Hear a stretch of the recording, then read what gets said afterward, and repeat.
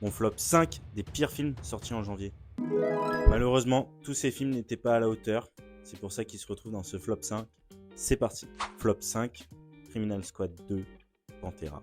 Malgré des scènes d'action réussies, le film manque cruellement d'émotion et reste très superficiel. C'est dommage. Flop 4, La fille d'un grand amour. Premier long métrage de Agnès de Sassy et c'est un peu vide dans son film. Toutefois, j'ai bien aimé l'évolution des personnages, interprétés par Isabelle Carré et François Damiens, mais ça ne suffit pas pour faire un grand film.